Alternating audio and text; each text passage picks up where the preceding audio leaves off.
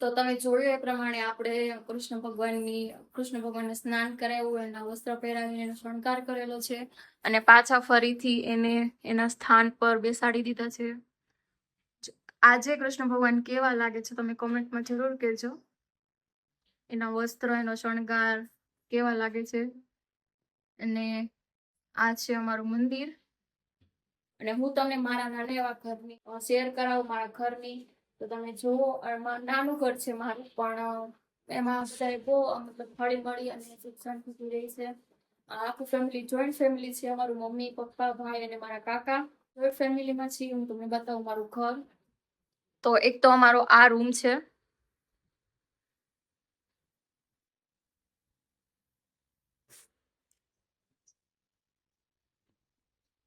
ને આ છે અમારું રસોડું, કિચન.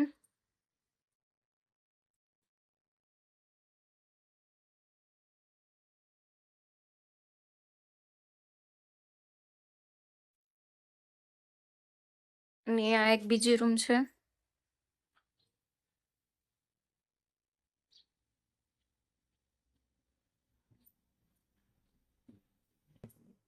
તો તમે કન્ટિન્યુ વ્લોગમાં રહેજો ને, તમારા દરેક ગ્રુપમાં શેર કરજો. તો વાગી ગયા છે સાંજના 7:30 અને આપણે સાંજની રસોઈ બનાવવા મમ્મીએ મૂકી દીધી છે.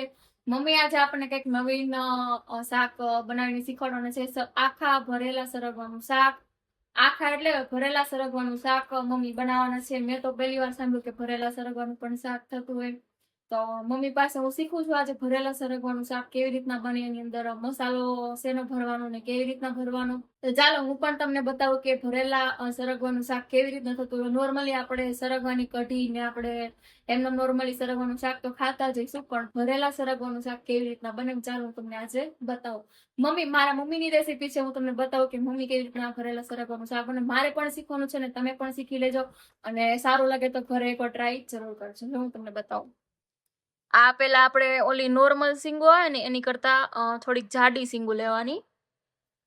ભરેલા સરગવાનું શાક બનાવવા માટે જાડી સિંગુ માર્કેટમાં મળતી જ હોય છે, એ લેવાની અને આવી રીતના ચેકો પાડી લેવાનો છો વચ્ચેથી.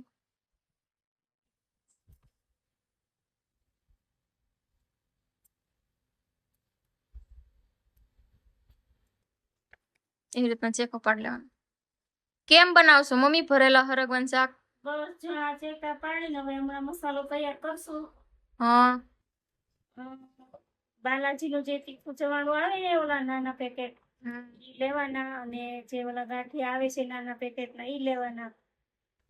એ બધો મસાલો, પછી સિંગનો ભૂકો, તલનો ભૂકો, પછી લસણ વાળી ચટણી ને બધો ગરમ મસાલો બધું નાખવાનું, ધાણા એ બધું બનાવી મસાલો પછી એમાં આપણે ભરવાનો. પછી વઘાર કરવાનો કે બાફવાનું? નહીં, બસ આપણે સીધો વઘાર જ કરવાનો. તો મમ્મીએ કીધું એ પ્રમાણે પણ મમ્મી જયારે બનાવતા જશે એમ તમને બતાવતી પણ જઈશ. હવે મમ્મી બાલાજીનું તીખું ચવાણું આવે એ ખાવણીમાં નાખે છે. હવે એ ખાંડી લેશે.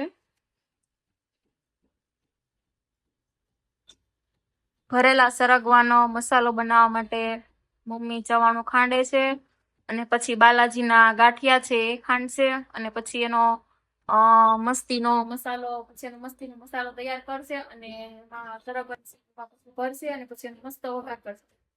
તો નામ સાંભળીને મોઢામાં પાણી જે મસ્તીનું ભરેલા સરગવાનું શાક ખાવા માટે તમે મારા વિડીયોને જોજો, લાઈક કરજો અને શેર કરજો અને તમને ગમે તો ઘરે જરૂરથી એકવાર ટ્રાય કરજો. હવે જો બાલાજીના ગાંઠિયા છે એ ખાંડવાના છે, એનો ભૂકો કરી નાખવાનો સાવ.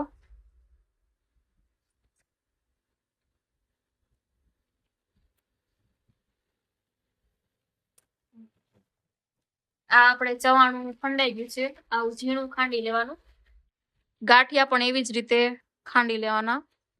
હવે એમાં આપણે ચવાણું ને ગાંઠિયા ખાંડેલા છે એમાં લીલા ધાણા મમ્મી સુધારીને નાખે છે. ફ્રેશ લીલા ધાણા. ને હવે શું નાખવાનું? હવે સિંગનો ભૂકો.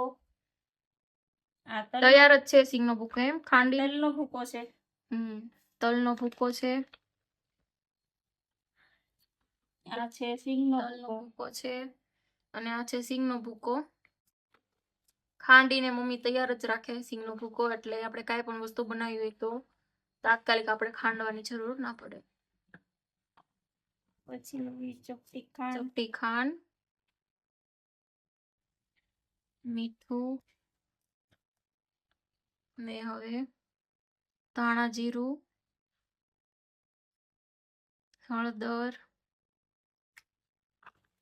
અને આપણે કાલ જે લસણ ફોલીને મમ્મીએ ચટણી બનાવી હતી લસણ વાળી એ નાખશે.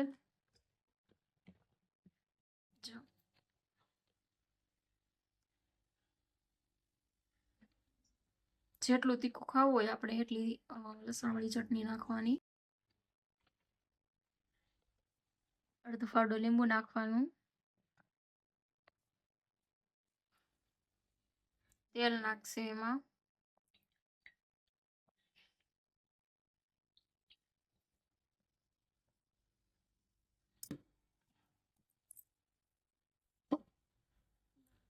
મિક્સ કરી દઉં. હવે બધું મિક્સ કરી દેવાનું એમાં, બધો મસાલો.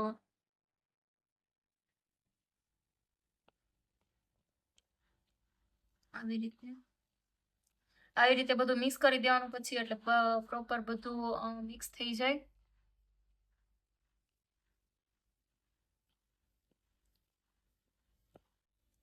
થઈ ગયું બધું મિક્સ. જો આવી રીતના બધો મસાલો મિક્સ કરી લેવાનો. બરાબર મિક્સ થઈ જાય એટલે હવે આ સિંગ જે આપણે કાપેલી છે એમાં ભરી લેવાનું આવી રીતે.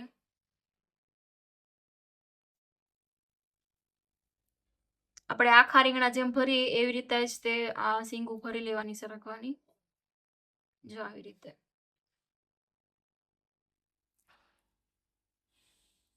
હવે વઘારમાં નાખવા માટે ટમેટું સુધારે છે મમ્મી ઝીણું. હવે કુકર લઈ લીધું છે, એમાં તેલ નાખ્યું છે. કેટલું તેલ નાખવાનું? 3 થી 4 પાવડા તેલ નાખવાનું. બધી સામગ્રી હવે આપણી રેડી છે ભરેલા સરગવાના શાકના વઘાર માટે. આવી જાય એટલે એમાં રાઈ નાખવાની.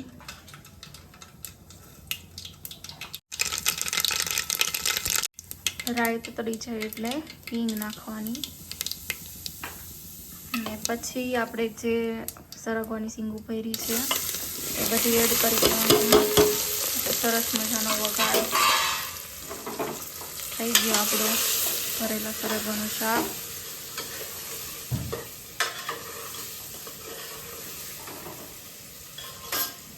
હવે ટમેટા સુધારે તો આપણે નાખી દઈશું. પછી મિક્સ કરી દેવાનું. પાણી નાખવાનું.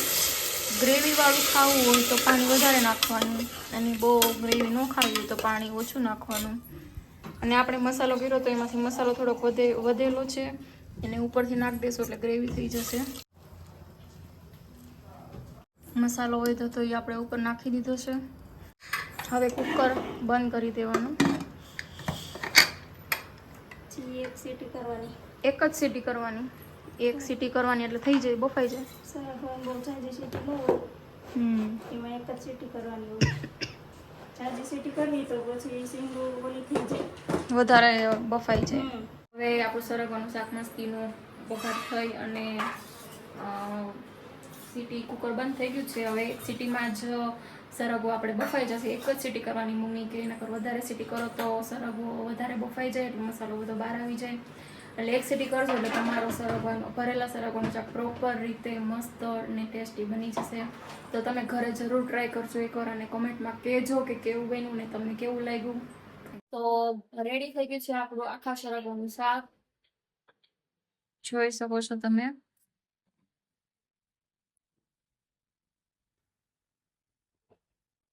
મસ્ત શાક બની ગયું છે. સુગંધ બહુ મસ્ત આવે છે. એની સુગંધ તમે તો નહીં લઈ શકશો, તમે ખાલી જોઈ શકશો. બાકી બહુ મસ્ત સુગંધ આવે છે.